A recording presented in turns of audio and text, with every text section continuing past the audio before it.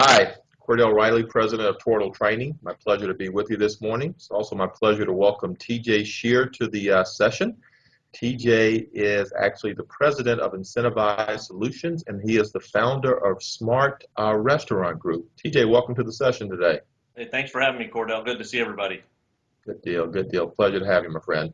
So, TJ, I mentioned a couple of different things. So, obviously, president of Incentivized Solutions and founder of Smart Restaurant Group. Tell our audience about those two items that you have there.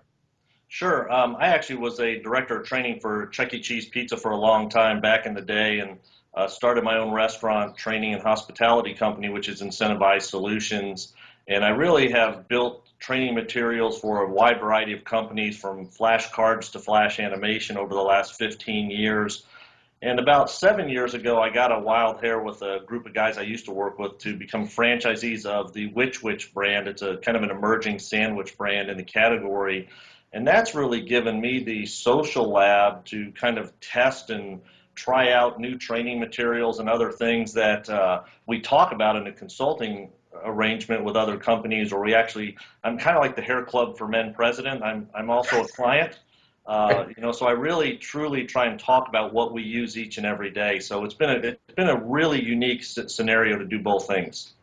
Yeah, good deal. Yeah, it's different to talk about things from a training perspective, to tell others how to go do it, now to actually go put them in place. So you actually got the perfect proving ground there. It does. It's really helped from a credibility standpoint because when we're giving a solution to a client, we can walk through why we recommend things because we either use it ourselves or maybe we have tried some things that don't work and we've trying to steer the client away from those things. So really, it is a unique scenario. Yeah. TJ, as I was preparing for us to have this talk today, I went out and looked at some of your YouTube videos, which obviously is some great material out there. One thing I heard you talk about was obviously you've won some awards for NRA, National Restaurant Association, and QSR Magazine. And as I was talking about your which locations, I heard that obviously you're having unit volume that's higher than people around your area, same store sales increases, so a lot of great stuff.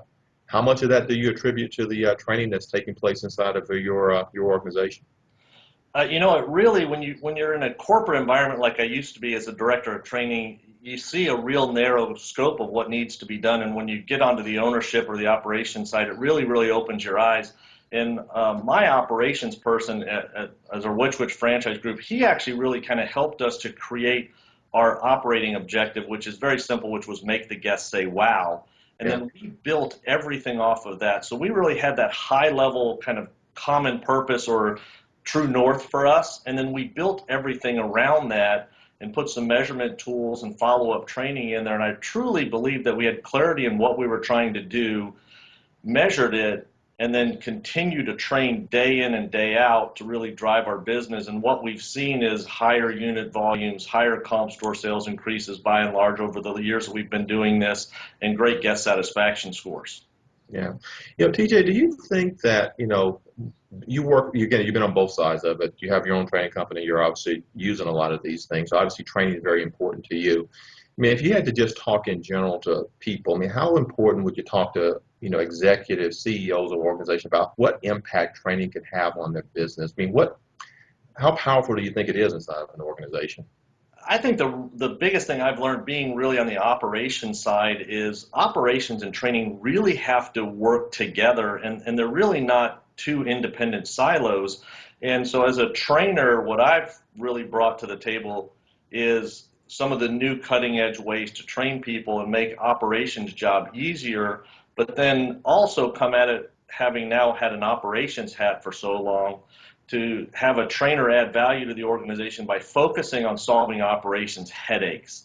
And Yeah. so for me personally, it was kind of getting out of the true traditional director of training role, which was always new employee training, new manager training, new unit opening training, and really focusing on becoming a solutions consultant for operations. And it's really very simple, and operators love it. And so it's really helped the two sides get together and really move the brand forward. Yeah, TJ, that is huge that you talked about. Now, maybe if I can just actually go a little bit deeper in that, you talked about solution provider, and I want to make sure I use your exact word, the solution provider, as opposed to just, training for the sake of training. Here, you need to come through this, go through this, but really engaging with the operations guys, understanding what challenges are there, and putting appropriate training solutions in place. I think that's huge. Could you just talk a little bit more about that? Sure. I heard I think it was John DeJulius. He's a customer service speaker. He said systems help ordinary people do extraordinary things. And I think that's really what trainers are great at, is building systems. And so if you can truly understand what are the operational issues in your company, whether it's a restaurant or a business, or it really doesn't matter, but if the trainers can understand what the opportunities are out there and then create systems and training around that, I always talk about it like being a personal trainer. If somebody wants to lose weight, there's a regiment for that. If somebody wants to become a bodybuilder, there's a different regiment for that. And you go to specific training experts to do those things if you want to get healthier or whatever. And then a personal trainer doesn't do the work for you. They've designed a system that you need to follow. It's very focused on little bits of in their case, focused areas of workouts. In our case, that's the same thing. Understand what the operational issues are, build some training tools around that, and continue to move it forward piece by piece every day. And months down the road, you've got this perfectly fit company that's in great shape. Yeah. So TJ, again, you know our audience, again, it's a lot of primarily trainers that are on this session that are really focused on how to make themselves better. If I want to start that inside of my group, I want to make my training the best it can be. I want to make sure it's aligned with the business goals. What's step one for me? Where do I start? Yes, I've been putting a lot of things in place. I've been building new hire onboarding pieces, talking about this is our company, who we are. But I really want to link it up with where the business gaps are. Where do I start that at? What do I do? I think our audience is probably at a wide range of levels in the training field, and I think if you're on the newer end or the kind of the lower end of the manager director level of the training spectrum, I think the best thing you can do is educate yourself on the finances of your company, what the opportunities are, and learn as much about the business as you can. Because if you can solve problems for the CFO or the COO or your operations team, you're going to have instant credibility. Yeah. If you're up that level, and you already are sitting at the table, if you will, with that group, and you understand what the issues are, it really is to get your training team directed on those things to move the big rocks for you in the business. If it's sales are down, let's put some training around sales. If we've got HR issues or whatever the case may be, it's really just taking a problem or two and solving it. And at that point, especially if you can quantify it, I think that's one of the problems I always saw. A lot of trainers are kind of lumped into the HR side, and we have to have great HR departments. If we can't quantify things, the CFO or the COO or the operations person a lot of times doesn't want to listen or spend the resources or the time. So if you can quantify what you're doing, it'll get you a seat at the table and make it a lot more effective. Do you see that moving, TJ? Do you see more training professionals actively working towards quantifying what they're putting in place?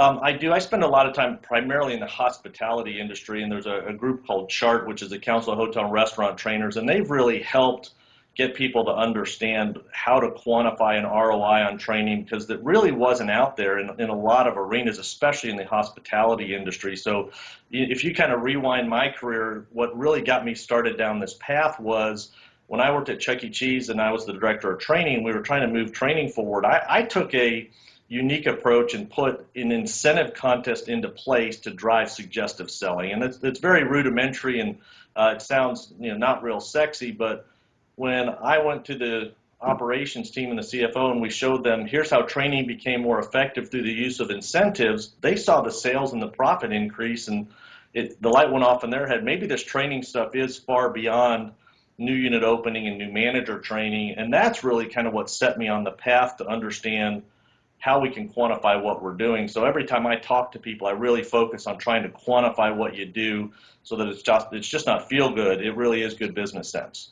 Yeah, it makes a lot of sense. Makes a lot of sense. Can you talk about the incentives and what you did back then, TJ? What did you do then? Is it something that you're still working on today? I look at the name of your company. Obviously, there's probably some linkage there. So can you just talk a little bit about that? Yeah, I don't know if incentivize is really a word, but people used to always say we've got to incent our employees, and that almost sounds like it makes them mad. And so, incentivize is really trying to provide some extra incentive. And if you look even 25 years ago when I started this, and even to today, really highly motivated people want the ability to earn more money. And so what we would always look at, and we still do this today, we talk about incentive contests all the time. And we have a value in our company. It's called MBA, mutually beneficial for all. And that's where Hmm. the incentive piece really fits in. It's great for the guest or the customer or the client, depending on what business you're in.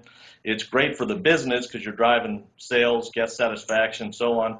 But then ultimately, it's good for the employee because the people that perform better will be rewarded more. And to me, our job as trainers is to make people as highly productive as we can. We need to make ourselves and our employees as valuable to the business as we can. And incentives are a great way to just have that constant reinforcement of training to get better and better and better at what we do. So they really go hand in hand, in my opinion.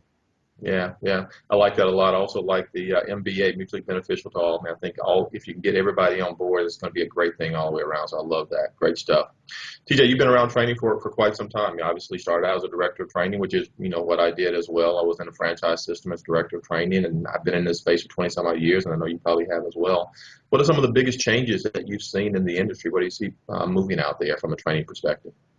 For me, the technology, I think a lot of, especially on the operations side, people want to use technology and training as the crutch to replace the people. And I think the truly great companies and the great trainers have really leveraged technology as a lever. And what it's allowed you to do is shorten the amount of training time to deliver knowledge to somebody and allow the trainers to have more focused time, person to person, shoulder to shoulder, working on behaviors and really coaching. And so that to me has been how trainers can use technology the most effectively. Then we've just had to really kind of look at creative ways to use the technology to build it into what we're doing. And a couple of examples of that, we actually took a page out of marketing's playbook with QR codes, and this is what we won the award for with QSR magazine. We actually put the QR codes in the workstations. So the Right. guest or customer can't see them, but they're in the workstations, and they're just daily training 1 minute clips. It could be something that we've pulled off a leadership quote from YouTube, or it's specific training that we've created so that every day everybody's learning a little bit more about their position. And one of the other things we've done is I learned from PALS, there's one of the restaurants that's won the Malcolm Baldrige Award. They used flashcards, which are incredibly rudimentary, but they're very, very effective. And my kids are now in college, and they forced this old guy to take the flashcard mentality into the app mentality. And we actually have an app that it's free on the Android store and in iTunes, and it turns flashcards into an app on the phone, and employees can sit there and just quiz themselves, or the managers can quiz the employees, with the whole intent of just getting better every day. Yeah.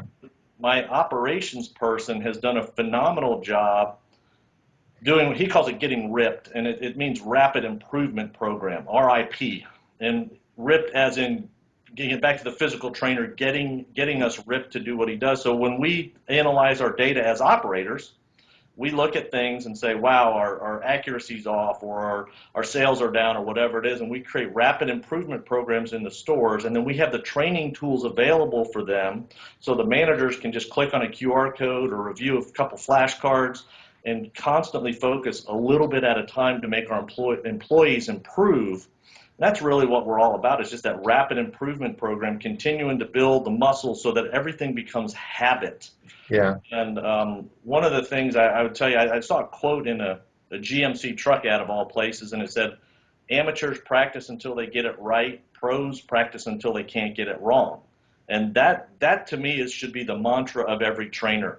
Teach your people to be so good they can't get it wrong, because it becomes second nature. And Yeah. that's really what training's all about.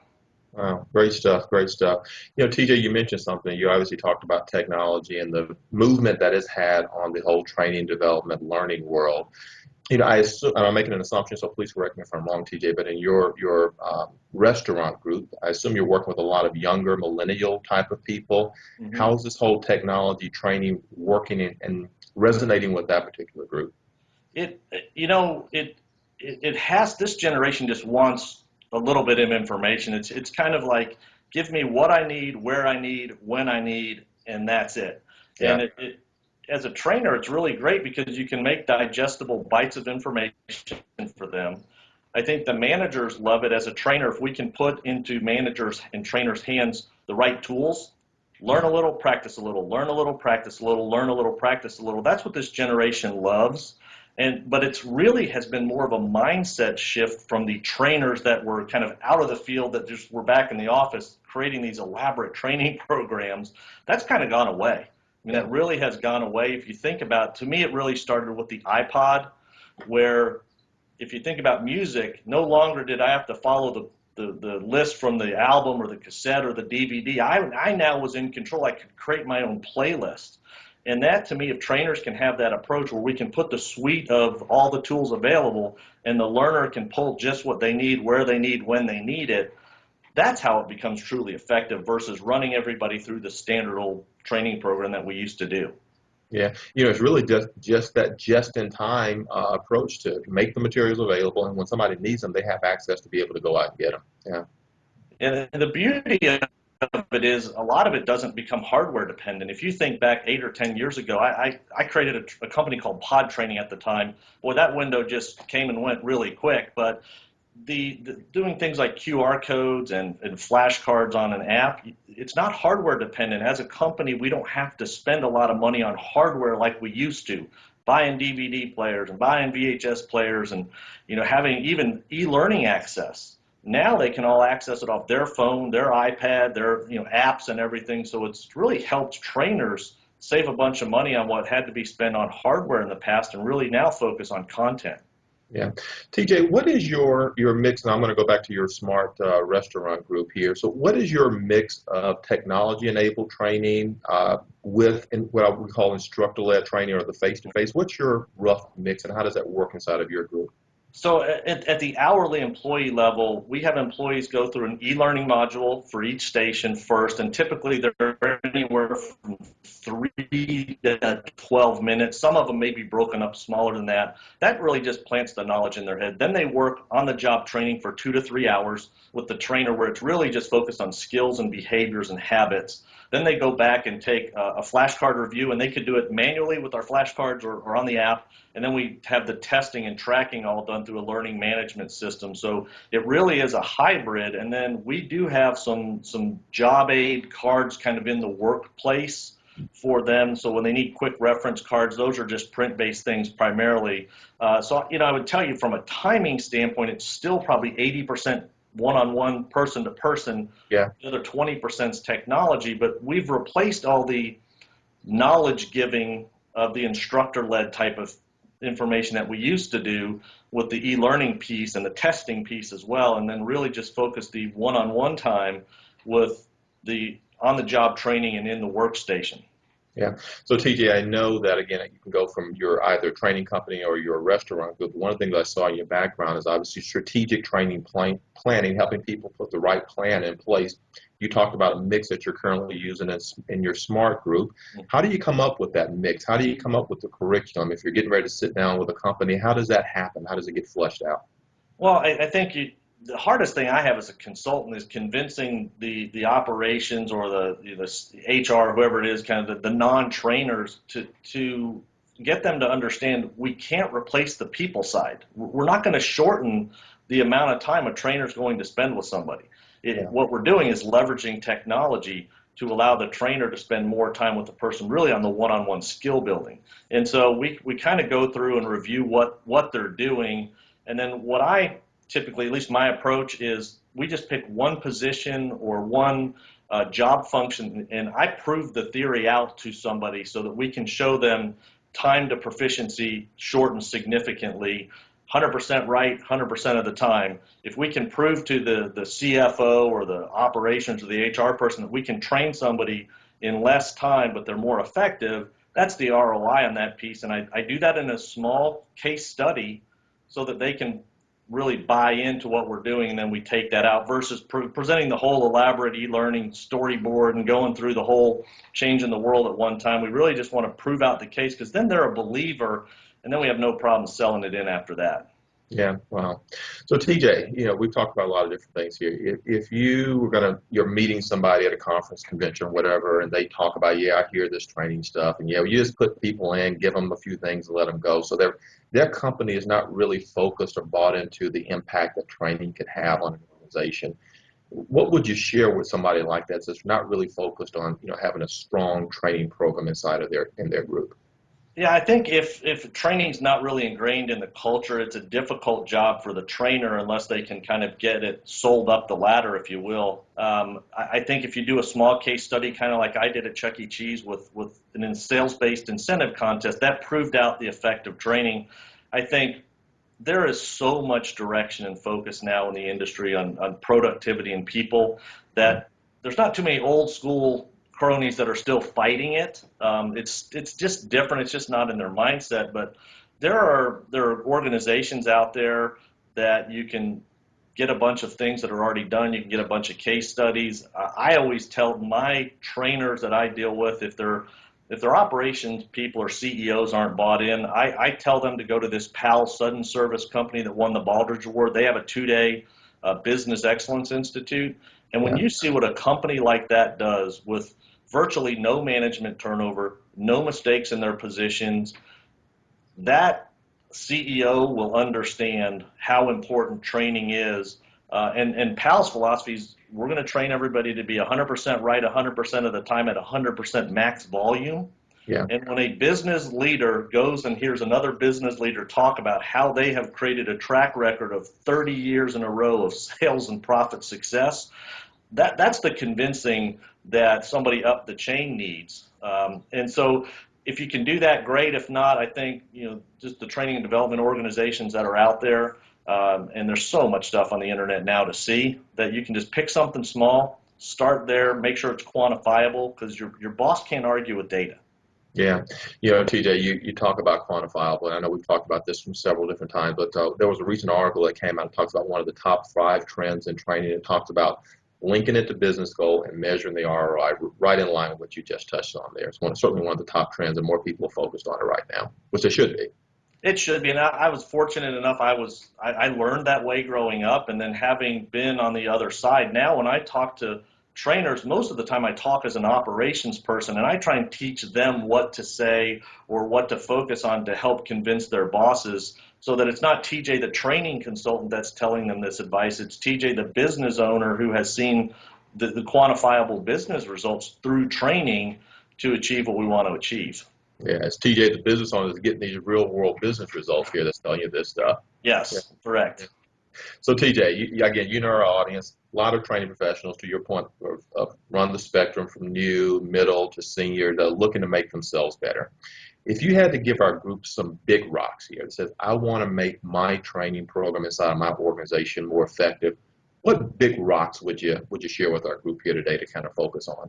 Well, I think first and foremost, you need to pick the big rocks in your company. And if you can solve those problems, you're going to be the rock star hero in your organization. And when you get to those, once you understand what those are, then it's really just seeking out the people that have done this. There's obviously the series that Tortles put together is incredible with the resources that are out there. Somebody has had this problem, somebody has solved this problem, and chances are you can find it on the internet or find the person that can help you on the internet. But find that big rock in your company, and then just start small. When we started doing QR codes as an example, we didn't have any videos done. Yeah. But if I wanted a customer service culture in our company, there are so many video clips on YouTube, so we find the ones we want, and that started our revolution at no cost. It really cost us nothing to create a QR code to start watching some videos that somebody else had put on there, because there's so much great stuff out there. You don't have to build all this stuff on your own, and that's the beauty of technology today. There's so much out there that is accessible on the internet or on an app for free. Take Yeah. advantage of all that free stuff first. Yeah, yeah, great point, TJ. And to that point of taking advantage of the free stuff, I know that you have an offer that you wanted to make available to our audience that was listening to this segment. You want to tell everybody what that offer is and how they go about getting it? Sure. I wrote a book called Send Flowers to the Living, which is really about how to use incentives to get people to do what we want. And as you know, all too often flowers don't show up till they're too late. Yeah, And if you just email me, tj@smartrestaurantgroup.com, I will send you a free copy in the mail, and look forward to you guys having some success with tagging incentives onto your training and moving things forward. good deal, good deal. TJ, thank you for the time. Thank you for the book. You've shared some incredible information that I'm sure everybody's going to resonate with. I'm sure you're going to get some takers on your offer for the book. I'm actually going to do it myself too, so I want to have one coming this way. TJ, I'd be remiss if I didn't say this. You're in Dallas, and I'm calling you from Carolina. We have a pretty big football game taking place this Thanksgiving where our Carolina Panthers come down, and we have the pleasure of being in Texas Stadium for the football game. So we'll have to talk offline about what that game is going to look like and how much fun that's going to be. It will. There's fair weather fans here in Dallas. A few weeks ago, I saw a bumper sticker that said "Go Cowboys and take the Mavericks with you." So hopefully we'll be having a battle of the NFC showdown in Thanksgiving Day here in Dallas. Good deal, good deal. TJ, thank you for the time. A lot of great Appreciate information. it, Cordell. Thank you. Yeah, thank our audience for joining this. Please continue to come back for other breakthrough ideas and webinar series. Also, I will like to remind the group that if you want to actually acquire these sessions and purchase them, these will be available and you can get more information on that on our website. So thank you. Have a great day all. Take care. Thank you.